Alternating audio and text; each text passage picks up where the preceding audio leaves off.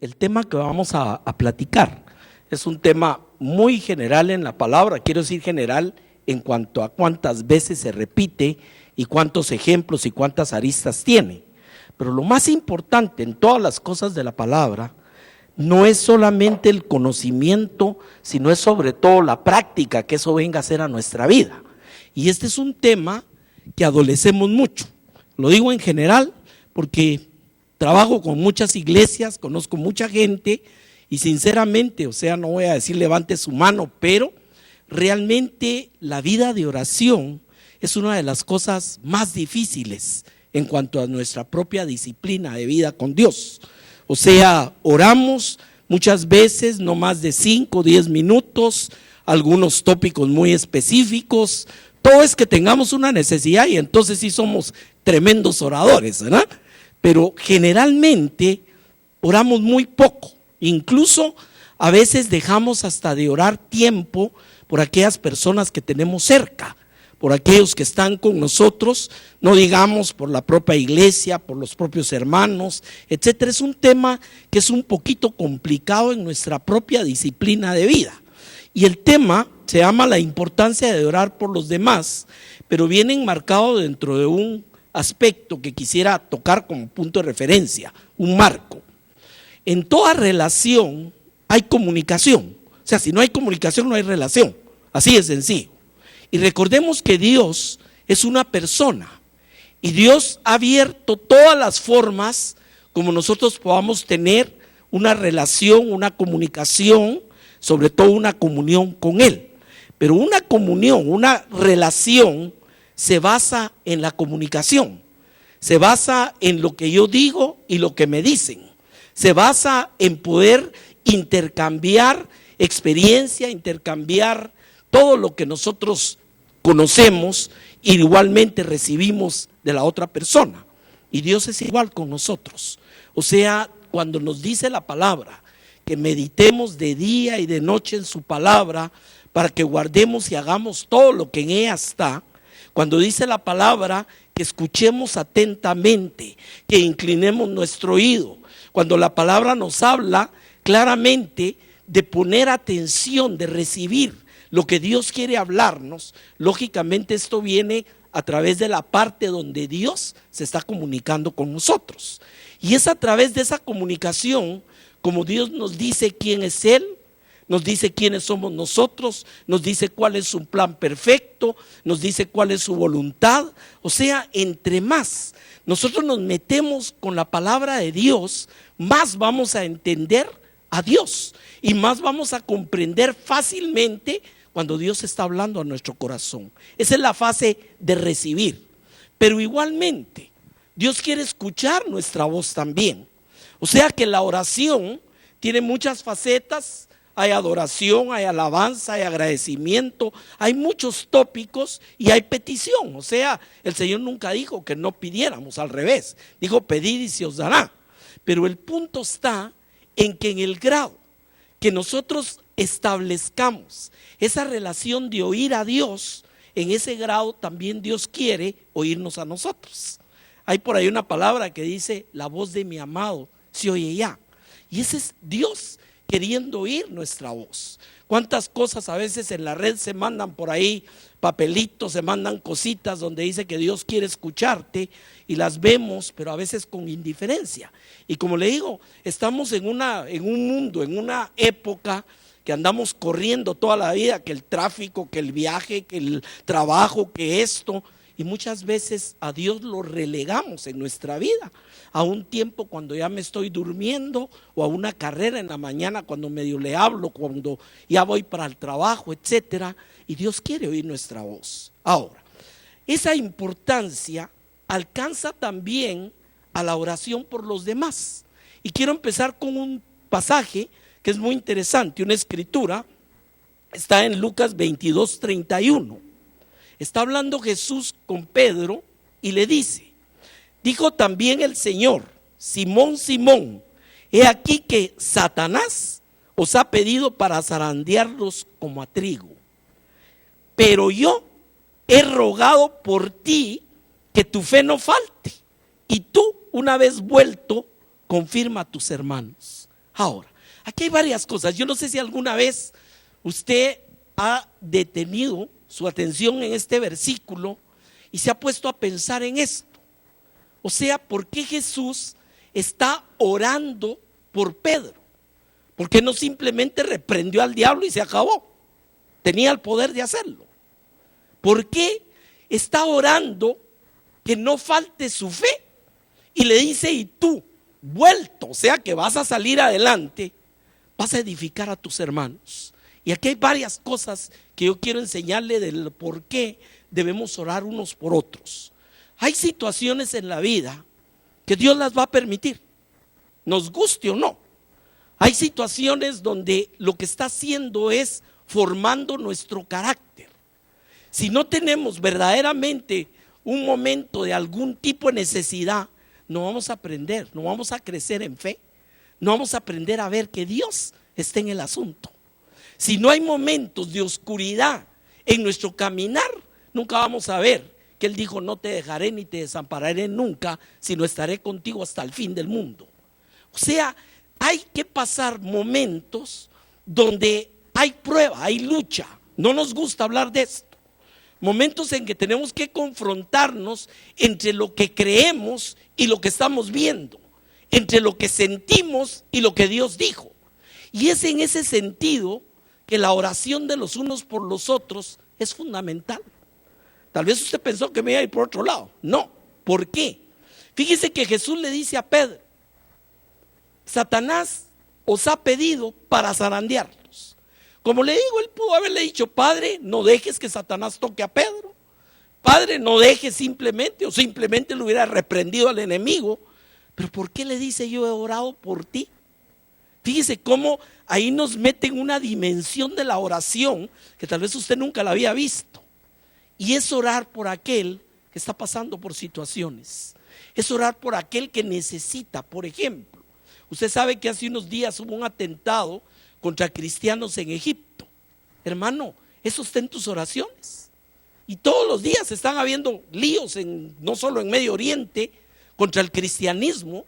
Y nosotros somos ese guerrero que quiere Dios de oración por esos hermanos que están pasando situaciones, o simplemente no tenemos tiempo para ello. Suficiente tengo yo con el que hacer de mis propias cosas que pido para estarme recordando de nadie. ¿Me entiende el punto del problema de esto? Jesús le dijo: yo he orado. Fíjese bien la oración. Cualquiera pensaría: Pedro, ni te preocupes, yo he orado que el diablo ni se acerque, ni te huela, ni te vea. No, le dice: yo he orado que tu fe no falte.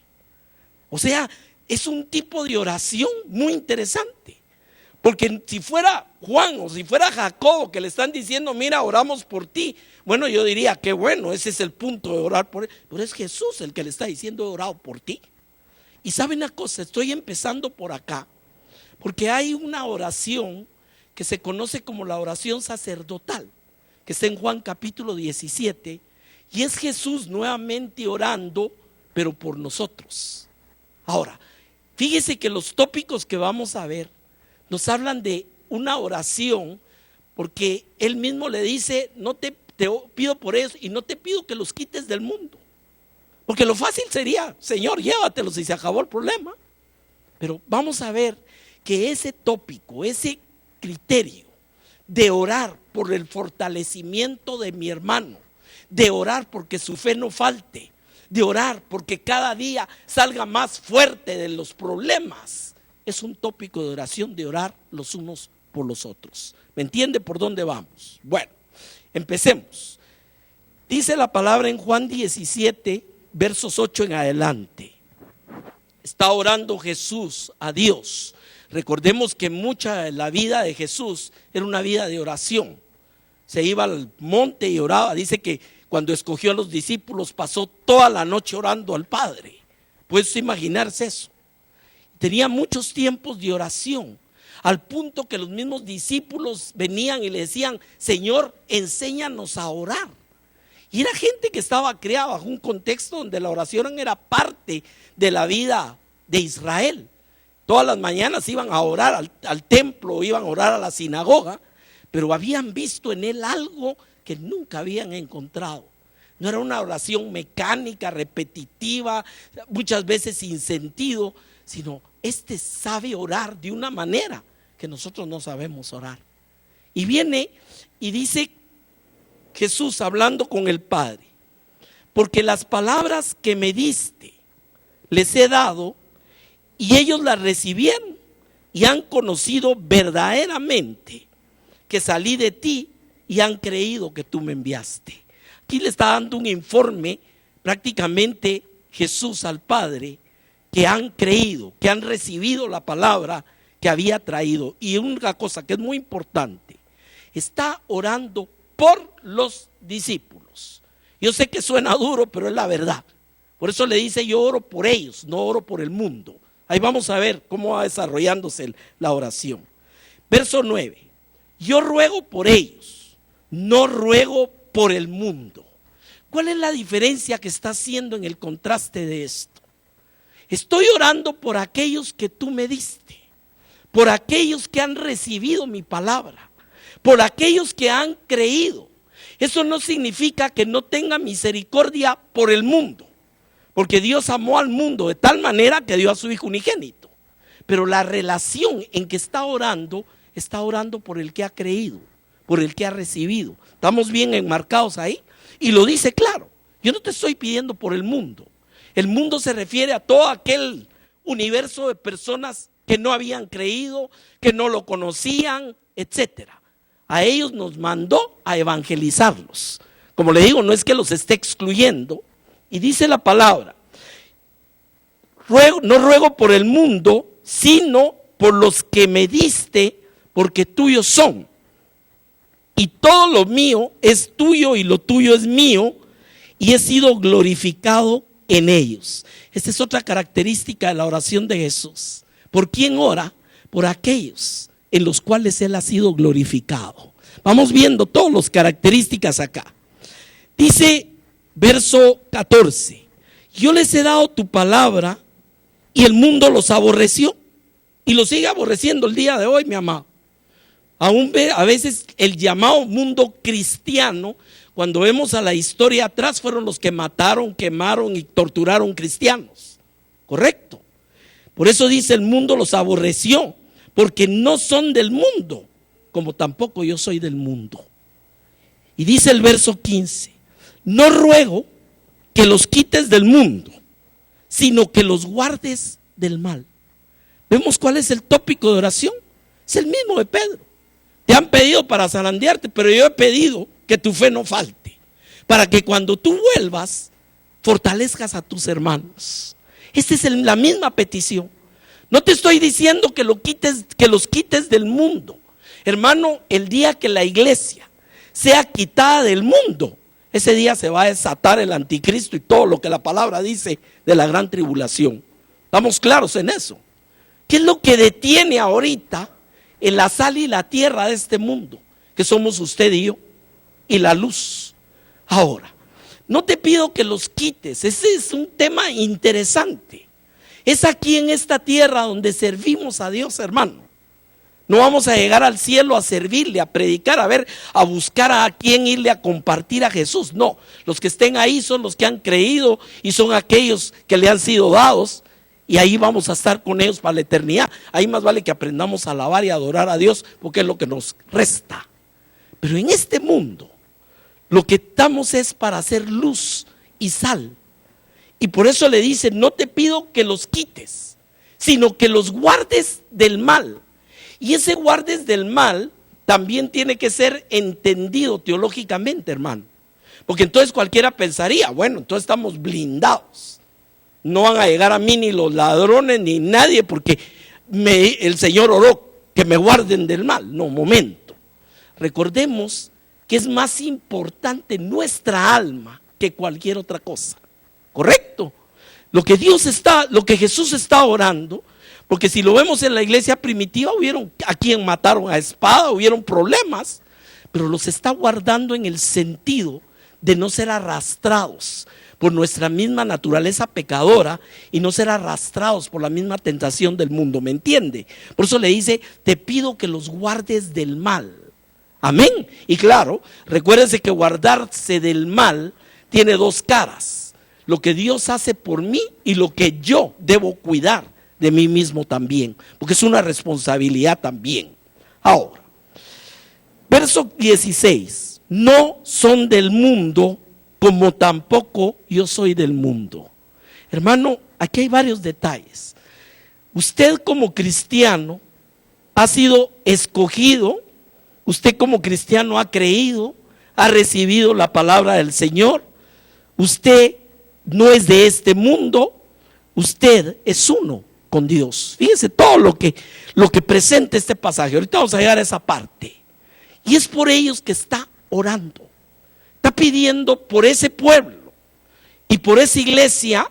Y claro, en este momento coyuntural estaban los discípulos, pero más adelante vamos a ver que esa oración está creando una apertura a usted y hoy y yo en 2017. ¿Cuántos años después de esto? Ahí lo va a ver por qué. Dice: santifícalos en tu verdad, tu palabra es verdad. Mas no ruego, y aquí quiero detenerme un momentito. Mire cómo habla de rogar. Yo he rogado que tu fe no falte, mas yo ruego. O sea, es Jesús rogándole al Padre. ¿Por quién? ¿Me entiende? Por hijos de Dios. Y le dice: mas no ruego solamente por estos, y aquí entramos todos nosotros, sino también por los que han de creer en mí por la palabra de ellos. ¿Cómo llegó el evangelio a tu vida? Nadie me va a decir: se me apareció Jesús y me habló igual que a Pablo. ¿Me entiende? Llegó por la palabra de alguien que le había creído a alguien, que le había creído a alguien, que le había creído a alguien, y así nos vamos en la historia y llegamos hasta los primeros discípulos. ¿Es correcto? Recuérdese que a Dios le plació salvar a los hombres por la locura de la predicación de la cruz. O sea, un día alguien vino a tu casa, alguien vino a tu vida, en el trabajo, donde fuera, y te habló de ese Cristo vivo, y tú creíste. Tú naciste de nuevo y veniste a ser parte del cuerpo de Cristo. Pero esa persona había creído antes, y a esa persona alguien le había llevado el mensaje, y a ese otro se lo había llevado alguien, y nos vamos hasta las raíces, a los 120 de la iglesia primitiva. ¿Estamos claros de eso? Entonces la oración de Jesús está refiriéndose a todos aquellos en todos los tiempos que hemos creído por la palabra de alguien que había creído, y que claro, todo está basado en la palabra de Dios. ¿Me explico? Entonces es importante, porque así nos identificamos, porque estamos entrando bajo la cobertura de la oración de Jesús en Juan 17. ¿Quiénes son los que hemos creído y hemos recibido la palabra? ¿Quiénes somos aquellos que ahora ya no somos del mundo y que el mundo incluso nos aborrece? Somos los fanáticos, los aleluya, etcétera. ¿Por qué? Porque no lo conoce a Él. Y lógicamente no va a entender ni a conocernos a nosotros. ¿Me entiende cómo todo viene en cascada? Ahora, veamos más del pasaje. Verso 21. Mas no ruego solamente por esto, sino por los que han de creer por ellos. Oiga esto: para que todos sean uno. Oiga la oración de Jesús: para que todos sean uno, como tú, oh Padre, en mí y yo en ti. Y oiga qué privilegio lo que le voy a leer: que también ellos sean uno en nosotros. Hermano, había pensado el tamaño, el privilegio de esto.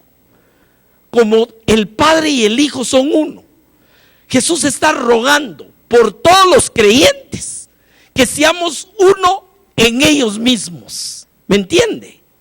Para que sean uno en nosotros, para que el mundo crea que tú me enviaste. Hermano, el mundo tiene un testimonio tamaño elefante en su cara que no lo quiere ver. Y es que ese carpintero que vivió hace 2000 años del otro lado del mundo y que nunca aprendió ni habló nuestros idiomas ni nada de eso, ahora es el Señor de nuestras vidas. Y no estamos hablando de 2, 3. Y cómo el mundo está teniendo testimonio de que los creyentes somos uno en Cristo Jesús, con el mismo Padre, pero no quieren ver el testimonio. ¿Me entiende el punto? Por eso dice, para que el mundo crea que tú me enviaste. La iglesia, aparte de tener la función propiamente del evangelismo, de llevar esa palabra al que todavía no la conoce, también tiene la responsabilidad de ser el testimonio vivo de que Cristo vive. ¿Estamos claros en eso? Cada vez que usted sale a la calle, cada vez que usted se levanta, mírese al espejo y dígale, gracias Señor, porque yo soy un testimonio vivo de tu misericordia y de tu gracia. Permite que el día de hoy más personas puedan ver eso. Y mire, mi amado, no me dejará mentir. A veces ha llegado a tu vida gente que te pide un consejo, que te habla, que se abren y ni siquiera saben quién eres tú. ¿Es cierto o no es cierto? Y eso es porque ven a Cristo en ti. Es por lo que está en ti. Y hermano, resumiendo la oración, oro por los que me han sido dados. Ruego que los guardes del mal. Ruego que sean santificados en tu verdad. Ruego no solo por ellos, sino por los que han de creer por la palabra.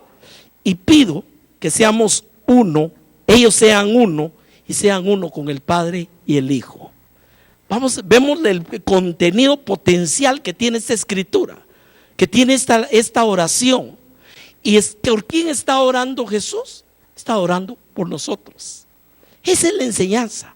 Como oré que a Pedro no le faltara su fe y saliera fortalecido, de la misma manera ahora estoy orando que todos aquellos que crean sean uno con nosotros y sean un testimonio al mundo de que tú me has enviado, y estoy orando por ellos. No te pido que los quites del mundo, sino que los guardes del mal. Entendemos todas las fases de la oración de esto. Ahora, esto es lo que Dios quiere desde el punto de vista de nuestra oración por los demás. En las epístolas paulinas, no lo toqué porque es demasiado largo, eso es un estudio completo, pero Pablo sabía claramente el sentido de esto. Si usted ve en las cartas paulinas, Pablo siempre está orando por los hermanos. ¿Y qué está pidiendo? Que les sea dado espíritu de revelación, que entiendan, que sepan quiénes son, que Dios los guarde. Eso es usted ve las oraciones de Pablo, eran sobre el pueblo. Y oraba, tenía, me imagino, su libreta de oración y decía, hoy voy a orar solo por los hermanos que están en Roma, y mañana oro por los de Filipos, y después por los de Tesalónica, y después voy a orar también por los pastores que tú has puesto en ese lugar, y voy a orar también porque la iglesia siga creciendo, siga caminando, que tú los guardes, que tú los fortalezcas. Hay cuántas oraciones de Pablo por los demás, ¿me entiende? Y eso es lo que Dios nos está llamando como iglesia. Tenemos que aprender a disciplinarnos, a orar los unos por los otros. ¿Me explico? Mire, mi amado, hay tantos tópicos, tantas cosas. Usted tiene familiares que todavía no conocen al Señor. Esa es parte de tu oración, es parte de tu responsabilidad. Pero es que mire que ya lo invité a la iglesia y no quiere venir. Es que ya le hablé y me rechaza. Sí, pero no puedes rechazar tu oración. ¿Me explico? Que tú vayas al Padre por Él, eso no lo puede rechazar nadie. Y es más, puede ser que esa persona está del otro lado del mundo y tú sigues teniendo la capacidad de ir al Padre por Él. Mire, la palabra de Dios dice que por medio de Jesucristo, que es el camino nuevo abierto a través del velo, tenemos entrada libre al mismo trono de la gracia para alcanzar el oportuno socorro. ¿Cuántas veces ejercitamos eso en nuestra vida, mi amado? Ese es un poder. Mira, hay cosas en la escritura que no nos hemos dado cuenta de la dimensión que esto tiene. Y claro, hay alguien interesado en que ni siquiera oigamos de este tema, y es el enemigo.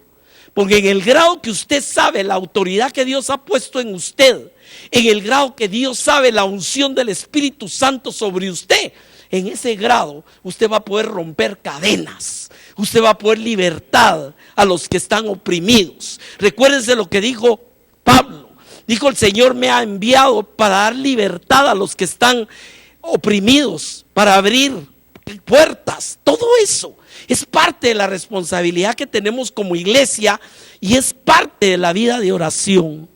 Hermano, ¿cuánto tenemos que apartar de nuestro propio tiempo para orar al Padre, recordando a cada quien? Y claro, no le voy a decir que vamos a sacar una lista de 40, 50 hermanos, porque es a veces difícil por tiempo y por todo, pero sí puede enrolarlos. Yo le puedo decir con todo mi corazón y delante de Dios como testigo: ustedes están en mis oraciones todos los días de mi vida. Iglesia Josué, está también otras iglesias con que trabajo, ¿me entiende? He hecho un compromiso con Dios de oración por mis hermanos de Perú, con que he trabajado, mis hermanos del Salvador, no digamos las iglesias en Guatemala. Esta es una de mis casas. O sea, podemos orar y en forma específica. A veces oramos por ciertas personas, por ciertas situaciones que conocemos de ellos. ¿Es cierto o no? O sea, pero ¿cuánto tiempo va a perder con eso, mi amado? Y no es perder, está cumpliendo una de las voluntades más preciosas de Dios, que aprendamos a orar los unos por los otros. Y claro, le vuelvo a insistir, esto es un camino de dos vías, donde yo oigo diariamente a Dios a través de su palabra y Dios me oye a mí a través de la oración. Y claro, esa oración tiene un tiempo de agradecimiento, tiene un tiempo de adoración, tiene un tiempo de alabanza, tiene muchos elementos dentro de la estructura de la oración, pero uno que debe ser indispensable es el tiempo de la oración de los unos por los otros. Amén. Que Dios se manifieste en su vida, que Dios se manifieste en su familia, que Dios bendiga su salud, bendiga sus finanzas. Eso es parte de toda la vida de oración, mi amado. Tengo un grupo de pastores por los que oro diario. Ahí está también mis hermanos Pulido, mis hermanos de aquí, de otros hermanos también, mis hermanos Macís, mis hermanos Paredes. O sea, hermano, tenemos tanta gente por la cual tenemos la responsabilidad de entrar al trono mismo de la gracia y ponerlos delante de Dios. Y cualquiera me puede decir: hermano, pero es que ellos oran también. Pues qué bueno, bendición. Se puede usted imaginar esa lluvia de oración de unos por otros. Imagínense cuántas personas sabemos acá hoy. Imagínense que nos tomemos un par de minutos para orar por el que está a la par y el de la par por usted, y todos por todos. ¿Cree usted que eso no tiene poder y rompe ataduras? ¿Me entiende? Eso es lo que Dios nos ha dado. Y déjeme mostrarle algunos casos en la palabra que parecieran no ser oración, pero son oración, porque este es el otro problema y el otro paradigma que hemos creado. A veces creemos que si no estoy de rodillas, con mi cabeza abajo, no es oración. Hermano, usted puede orar manejando el carro. ¿Me explico con esto? Si lo que no tiene es tiempo, si tiene que estar metido en el tráfico lidiando una hora, úsela para orar. Y sabe que puede hacer varias cosas al mismo tiempo. Pone una su prédica, está alabando, está su corazón siendo alimentado, y puede estar orando en lenguas y puede ir manejando. Y ninguna cosa le va a quitar la atención de la otra. Y entonces una hora de tiempo en tu vida se vuelve una hora de oración y una hora de oír la palabra. Hoy hay tantas Biblias en cassette, en todo esto. Ponga un su CD y oiga la palabra, si no te ha tenido tiempo de leerla. ¿Y qué está haciendo? Edificándose. ¿Me explico? O sea que el tiempo lo podemos hacer. A veces lo que nuestra queja es que no nos da tiempo, es que sí lo podemos tener ese tiempo. La hora del ejercicio, una hora en la bicicleta, una hora en la caminadora, o salió a caminar, no puede orar en ese tiempo. ¿Me entiende? Todo es hacer la disciplina. Recuérdese que lo que queremos es crear una nube de oración los unos por los otros conforme a la voluntad de Dios. Amén. Y claro, van a ver quiénes vamos a orar específicamente por ellos: los pastores, los ancianos, los maestros de escuela dominical, los hermanos de la alabanza. ¿Me entiende? Es gente especial para Dios por el servicio que está dando, y es un tiempo especial de oración también por ellos. Ahora, Hermano, ¿cada cuánto oras por tu cónyuge? ¿Y qué tanto oras por tu cónyuge? Amén. Todos los días le das gracias a Dios por la sierva que te dio, o por el siervo que te dio, o por su salud y su bendición, y que el Señor la guarde. Cuando sale a la puerta de la calle, la bendices en el nombre de Jesús y mandas ángeles que la guarden en sus caminos. Amén.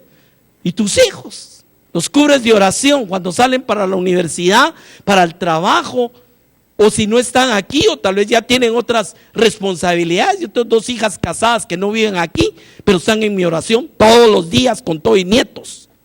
¿Me entiende el punto de esto, hermano? Es algo que tenemos que crear disciplina, que no podamos acostarnos en paz si no bendecimos, y claro, no solo a la familia, también a la familia de Dios que estamos aquí, para bendecir tantas cosas. Hay tanto ministerio en internet, nosotros mismos estamos ahí igual que Casa Josué. Hay tantos ministerios en la televisión, en la radio. Nosotros tuvimos 22 años en la radio también, no solo en Guatemala, en varios países. Y le digo, ¿cómo cubrimos de oración? Que esa palabra Dios la use para llegar a los confines de la tierra y cumplir con la comisión de predicarle el evangelio a toda criatura, hermano. Hoy no tenemos pretexto para decir, ¿cuándo voy a ir a predicar a la China? No, usted puede llegar a la China por medio de internet y llegar a quien menos imagina. Entre los reportes que yo he tenido del programa, hay unos pastores que yo conozco de Perú que están metidos en el Amazonas peruano, y a veces me escriben, hermano, oí tal mensaje y me bendijo y ahora lo voy a predicar el domingo. Gloria a Dios.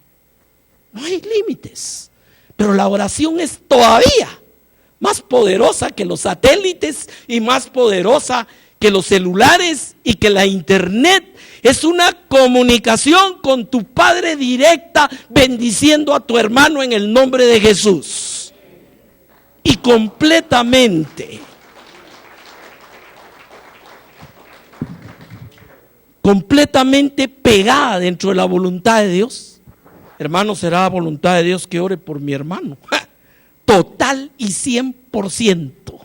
¿Será que el Señor se agrada si yo oro por el hermano? Ni me lo pregunte, por favor, porque le doy un bibliazo. ¿Me entiende? Claro que sí. Nos ha mandado a orar, a pedir, a clamar, a rogar. Y hermano, la lluvia de promesas atrás. El que pide recibe, el que llama se le abre, el que toca se le abre, el que busca encuentra. Por todos lados está garantizando que escucha nuestra oración. Amén. Por todas partes. Y estamos rodeados de necesidades, hermano. Necesidades. Un mundo que cada día está peor. ¿Cuál es nuestra oración? Muchos les gusta la oración. Sí, Señor, ven Jesús pronto. Y los que todavía no lo conocen, ¿qué? Esa es nuestra responsabilidad. Veamos ejemplos, pero le comentaba. Botemos un poquito el paradigma que orar tiene que ser una actitud religiosa. Casi todos hemos venido de un trasfondo donde orar era totalmente algo religioso. ¿Es correcto o no es correcto? ¿Y eso qué crea? Crea paradigmas. Y claro, hay tiempos en que debemos tener una intimidad con Dios. Yo tengo una terraza que le llamo la terraza de mi oración, y otros lugares en la casa. ¿Por qué? Porque hay momentos que usted necesita estar en esa comunión. Pero la vida de oración es continua. Imagínese que usted le diga a su esposa, a su esposo, mira, de 4:30 a 5:30 de la tarde te hablo, no tengo tiempo a otra hora. ¿Eso es comunicación o no? Usted puede hablar libremente con sus hijos, con a quien usted ama, pero ahora con el teléfono los llama donde estén.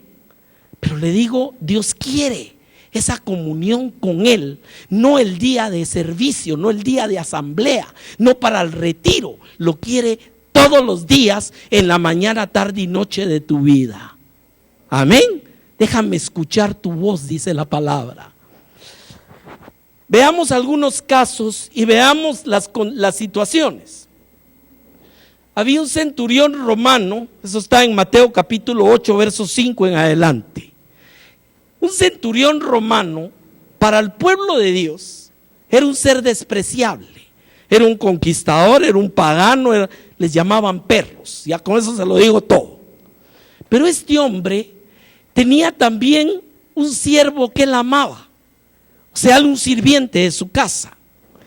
Y viene, y viendo que Jesús entra en Capernaum, viene a él rogándole, diciendo: Señor, mi criado está postrado en casa, paralítico, gravemente atormentado. Y Jesús le dice: yo iré y lo sanaré. El punto que vamos a ir viendo en los pasajes que vamos a ver rápidamente, tienen todos un común denominador. El primero es que vinieron a buscar a Jesús. Ese es el primero. El segundo, que tienen una necesidad, pero una necesidad que les lleva a romper con cualquier prejuicio y con cualquier situación. Tercero, que no vienen a pedir por ellos, vienen a pedir por alguien, ¿correcto? Y la cuarta es que en ningún momento son rechazados. Y el único caso donde hubo un aparente rechazo era para fortalecer aún más la fe de quien vino y para darnos a nosotros una tremenda lección, que es el caso de la Sirofenicia. Ahora, ¿qué pasó con este caso? Este centurión sabía que lo iban a criticar.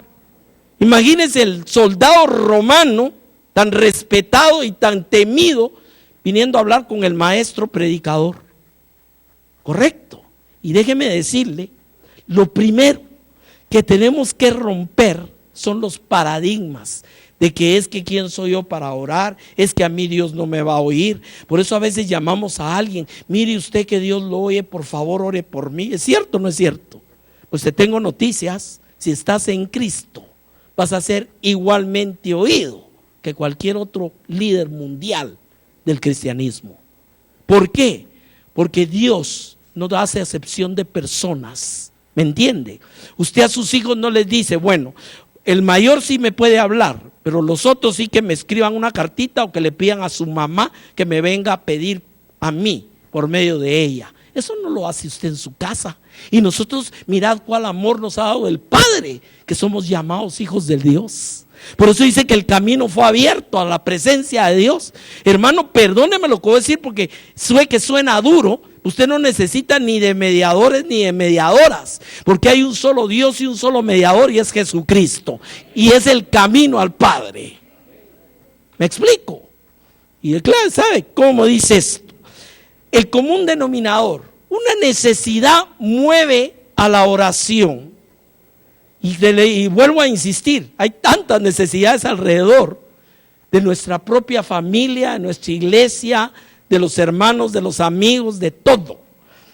El segundo caso es un oficial del rey, en Juan capítulo 4, verso 46.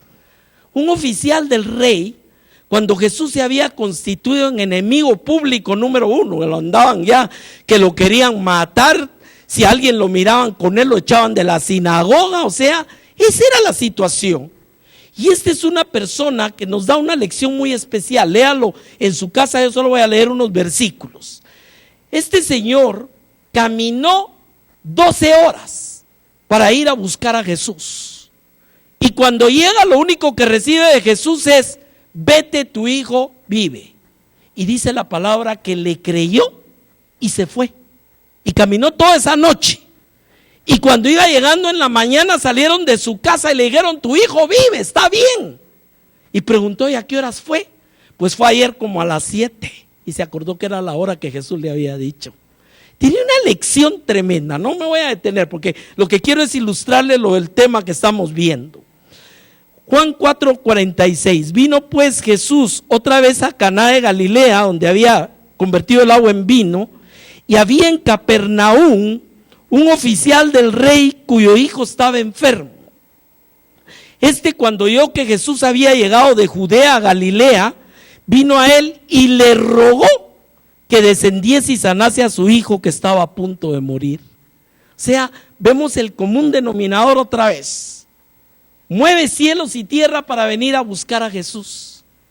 Y lo está haciendo porque cree que Jesús lo va a oír y que Jesús lo va a bendecir tocando a la persona que le está clamando. El segundo elemento es está pidiendo por alguien. Eso es bien importante. Y el elemento final, recibió lo que pidió. Hay muchos pasajes, los que entraron y rompieron el techo de la casa con tal de ir a poner al paralítico enfrente de Jesús. Esa es otra forma. Y ahí en ese pasaje dice la escritura que Jesús vio la fe de ellos. Hermano, cuando usted está orando por otra persona, el Señor va a ver la fe que usted tiene en Él. Eso se ve.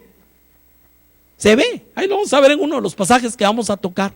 Pero lo que quiero que le jale en su corazón es, ¿qué sintieron aquellos amigos para venir a saber desde dónde con aquel pobre paralítico? Y que estuvieron después dispuestos al ver a toda la multitud que no los dejaba pasar, a ir a romperle la casa a otro, que iban a tener que pagar con tal de poner al paralítico enfrente del Señor. ¿Qué sintió este señor centurión?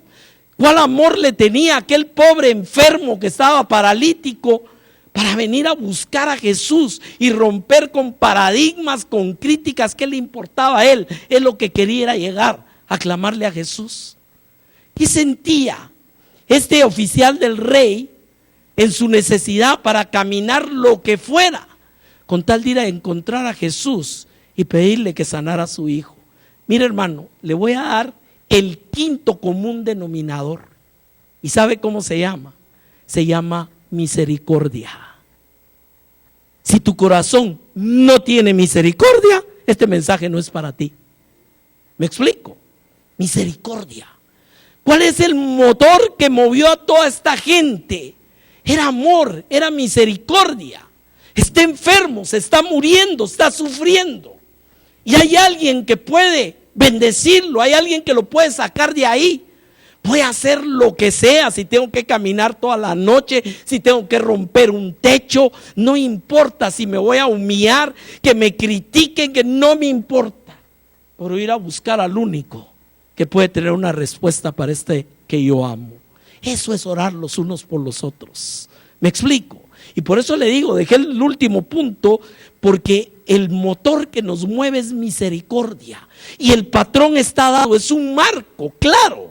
El marco es ir a Él pidiendo por otra persona que la amamos y sentimos misericordia por ella, y pedirle sabiendo que Él va a contestar la oración. Ahí están todos los elementos que usted puede encontrar en cada pasaje de estos, hermanos. ¿Qué sucedió? Pues el joven fue sanado. En Marcos 7:24 tenemos un caso que es bien especial por la respuesta de Jesús. Se trata de una mujer sirofenicia. Imagínense, dos pueblos completamente paganos, Siria y Fenicia. Y esta mujer era de los dos, pero tenía una hija endemoniada. Ahí está ya la necesidad.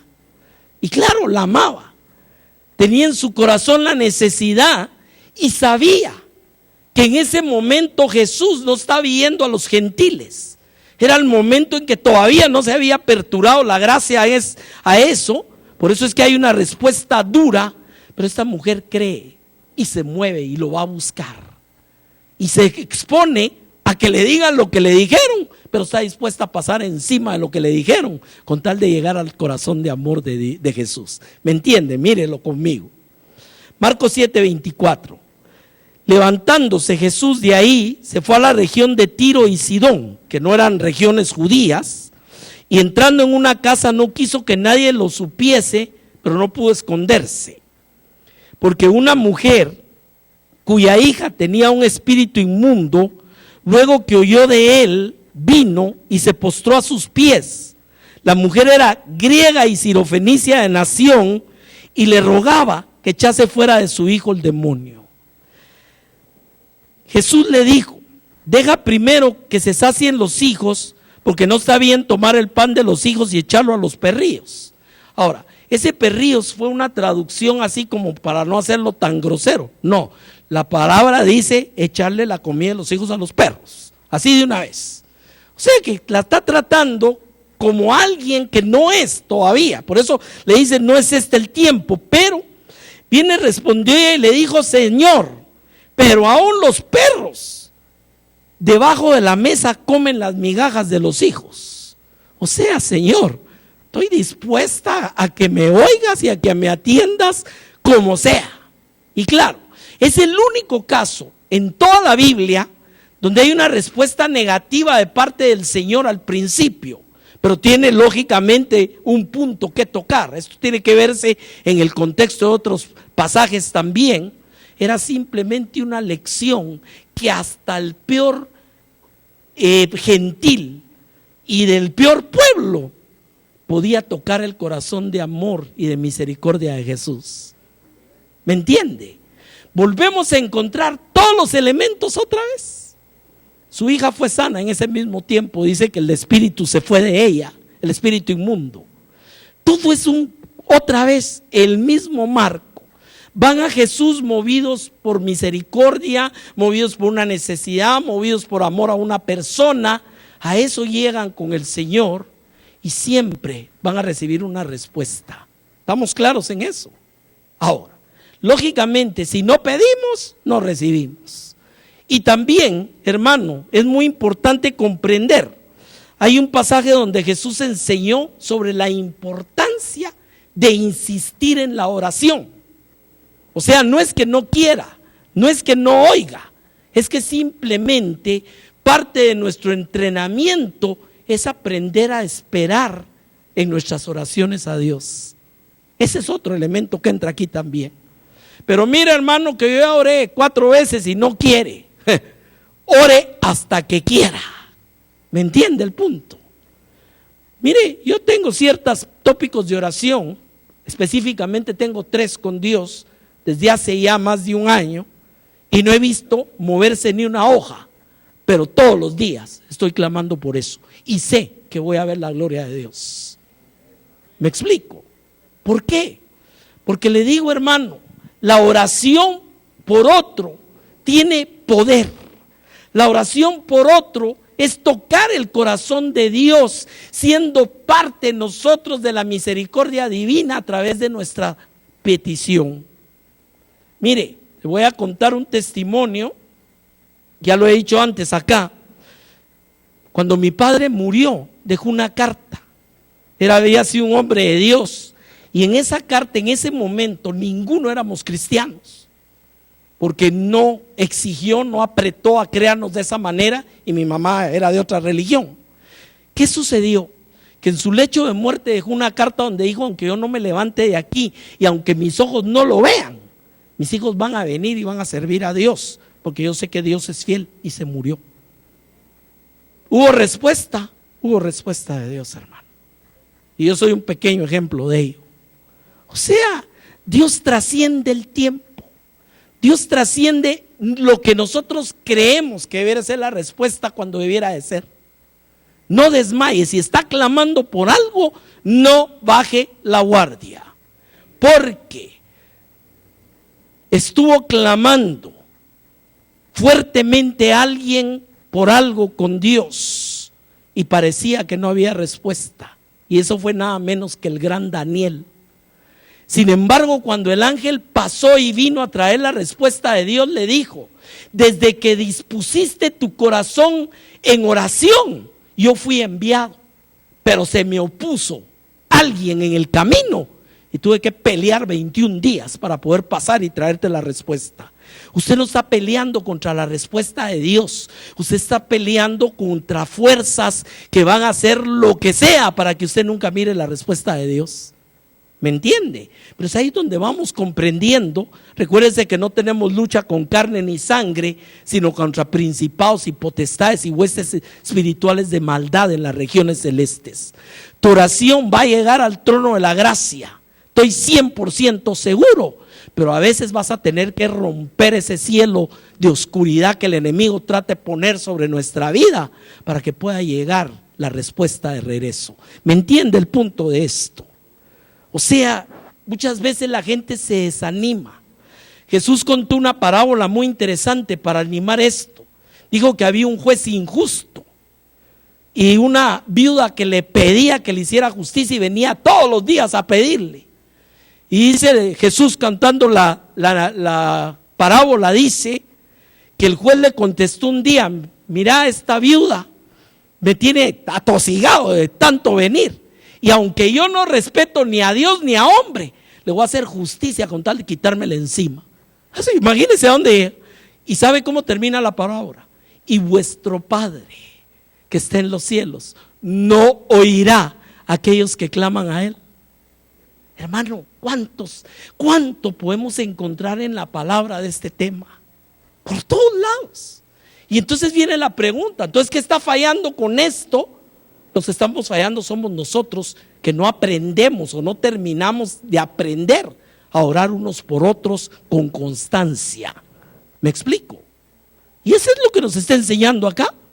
Miremoslo, un principal de la sinagoga, imagínense, uno de los meros líderes, dice Marcos 5:22, vino uno de los principales de la sinagoga llamado Jairo, y luego que le vio se postró a sus pies y le rogaba. ¿Cuál es la palabra que usted encuentra en todos lados? Le rogaba. ¿Qué hizo Jesús por Pedro? Rogó. ¿Qué hizo por nosotros? Rogó. ¿Entiende? A veces creemos que rogar es algo, no, ¿cómo yo voy a rogar? Él nos está enseñando a rogar, hermano. ¿Y sabe por qué la palabra rogar? Porque la palabra rogar tiene que ver con el contexto que estamos pidiendo por algo que no merecemos. ¿Me explico? No era el caso de Jesús, desde luego. Pero ese rogar es un clamor, es la expresión de que yo estoy clamándole a Dios por la vida de otros hermanos y por la mía misma también. Le rogaba mucho diciendo: mi hija está agonizando, ven y pon las manos sobre ella para que sea salva y vivirá. Ahora, imagínese usted que ya estaba en una época, el pasaje, en que si alguien decía que creía en Jesús o lo miraban con él, lo echaban de la sinagoga. A este no le importaba ni perder el chance de toda la vida, hermano. Porque todos los personajes que vemos sacrificaron orgullo, sacrificaron muchas cosas con tal de llegar a Jesús, a clamar por otra persona. Vemos el patrón ahí. Y uno que es importantísimo, Hechos 12, verso 1 al 5, la iglesia haciendo oración. Si una sola persona, movida por Dios, con compasión, con amor, con fe, es capaz de arrancar vidas de las manos del propio diablo, intercediendo ante Dios, imagínese usted la iglesia en su conjunto orando por algo. Y este es el caso que vamos a ver. En aquel mismo tiempo, Hechos 12:1, Herodes echó mano a algunos de la iglesia para maltratarlos y mató a espada a Jacobo, hermano de Juan. Y viendo que esto había agradado a los judíos, procedió a prender también a Pedro. Era entonces los días de los panes sin levadura, o sea, lo previo a la Pascua, y habiendo tomado preso le puso en la cárcel, entregándole a 4 grupos de 4 soldados cada uno para que le custodiasen, y se proponía sacarle al pueblo después de la Pascua. ¿Qué era lo que quería? Hacer lo mismo que hicieron con Jesús. ¿A quién quieren que crucifique? A este, matémoslo. Eso era lo que se pretendía. Y la situación, 4 grupos de 4 soldados, 16, guardando a Pedro en la cárcel. Y es más, hay otro pasaje que nos habla de que estaba encadenado a 2 de ellos. O sea, casi que imposible. Pero mire lo que dice la palabra, verso 5. Así que Pedro estaba custodiado en la cárcel, pero la iglesia hacía sin cesar oración a Dios por él. ¿Entendemos acá? O sea, esa es la importancia de esa oración de la iglesia también, hermano. Mire, por experiencia se lo digo como ministro. Cuando hay servicios de milagros, la gente ni cabe en la iglesia. Pero cuando hay servicios de oración son 2, 3. ¿Es correcto lo que digo, no? Mire, la iglesia con que yo trabajo en El Salvador hacen vigilia de oración del 1 al 31 de octubre todos los años. Y me cuenta el hermano que hay gente que llega a medianoche a la oración porque de ahí mismo salen para irse a trabajar al siguiente día. Y claro, es una iglesia de más de 1000 personas, pero él me cuenta Tenemos 120, 150 al final de cada vigilia, de cada servicio de oración. Y hay gente que se la pasa los 31 días yendo a orar a la iglesia, hermano. Y es una iglesia poderosa. Tiene 26 iglesias más dentro de El Salvador. Y fueron a meterse en un lugar que le llamaban la isla Tasajera. Un lugar donde radicaba la guerrilla y tenía famas de que habían brujos y mataban a la gente. Pues se llamaba Tasajear. Hoy en día se llama, la isla le cambiaron el nombre. Se llama Gracia o algo así, no recuerdo exacto, y tienen un colegio y han salido no sé cuántos de ese colegio, ya se convirtió el 95% de la gente de la isla, hermano. ¿Me entiende el punto de esto? Dios es poder, Dios es poder y la iglesia tiene poder, pero muchas veces no lo está usando, hermano. Amén. Recibiréis poder cuando haya venido sobre vosotros el Espíritu de Dios. Hermano, ¿cuántos han recibido el Espíritu de Dios? Imagínese, Padre, te pido que como tú y yo somos uno, estos sean uno con nosotros. Amén. Recuérdese que Jesús está en usted, no solo con, en también, y el Espíritu de Dios igual. Lo que necesitamos es aprender a orar. Y claro, ya hemos hablado bastante de orar por otros. Abraham clamando incluso por Lot, que si hubiera habido un justo más, se salva Sodoma, hermano. Imagínense, esa es la misericordia de Dios. Moisés varias veces tuvo que interponerse a clamarle a Dios para que no destruyera a Israel por su infidelidad. Tenemos el caso de Esdras, clamando por un pueblo que estaba siendo restaurado, el caso de un Daniel intercediendo por ese mismo pueblo, el caso de Nehemías. Hermano, toda la Biblia está llena de gente que ora por otros. ¿Estamos claros de eso? Es la perfecta voluntad de Dios. ¿Qué necesitamos? Hermano, ¿necesitamos un curso de 10 semanas sobre la oración? No, necesita misericordia en su corazón y disciplina para empezar a orar por otros. Haga su listita de una vez hoy que llegue a su casa. Voy a orar por lo menos para empezar y por favor me incluye también. Amén. Mire, a mí me llama a veces la pastora del Salvador, me dice, hermano, estamos orando por usted. Pues gloria a Dios, yo también. Es agradable eso, hermano. Saber que usted tiene gente que está orando por usted todo el tiempo. ¿Me entiende? Y ser usted parte de esa nube de oradores que están orando por otros hermanos. Y si sabe que alguien tiene una necesidad, si sabe que alguien está pasando un problema, ¿cuánto más no vamos a orar por ellos? ¿Me entiende? Tengo 4 personas que están con cáncer terminal, los tengo en oración también. Y una de esas personas ya casi está bien. ¿Me entiende? Un joven que le quitaron toda la cadera y el fémur por un problema de cáncer y le pusieron de titanio. Está en proceso, es hijo de uno de los pastores con que trabajamos en Estados Unidos. Se acaba de graduar el muchacho, ahí anda caminando. O sea, Dios es Dios, Dios es fiel. Necesitamos aprender a orar. Amén. Y la última. ¿Y quién ora por nosotros con mayor eficiencia que nadie? El Espíritu Santo. Amén. Una de las funciones del Espíritu que Dios ha derramado en tu vida es para que interceda por ti. Mire lo que dice Romanos 8:26. De igual manera, el Espíritu nos ayuda en nuestra debilidad, pues qué hemos de pedir como conviene no lo sabemos, pero el Espíritu mismo intercede por nosotros con gemidos indecibles. ¿Sabe qué es gemidos indecibles? Lenguas. Así de sencillo. La gente cree que la lengua solo es para dar un mensaje en la iglesia. No, esa es la lengua congregacional. La lengua es vida de oración. ¿Cuánto tiempo pasa usted orando en lenguas, hermano? Y aquí le dejo el reto otra vez. Hágalo cada vez que se siente al volante y va solo en el carro. Empiece a orar en lenguas. Usted no sabe lo que está pasando ahí, pero dice la palabra que el Espíritu mismo escudriña a Dios y nos escudriña a nosotros y nos pone en switch. ¿Quién quiere esa vida de oración, hermano? ¿Quién quiere un teléfono que pueda levantarlo y hablar con Dios? Se llama Espíritu Santo y te lo han puesto adentro. Pero la pregunta es, ¿y qué tanto lo aprovechamos? ¿Qué tanto lo usamos? Mire, mi amado, ojalá lo usáramos como este aparatito. Tenga la seguridad que muchas cosas pasarían en tu vida. Amén.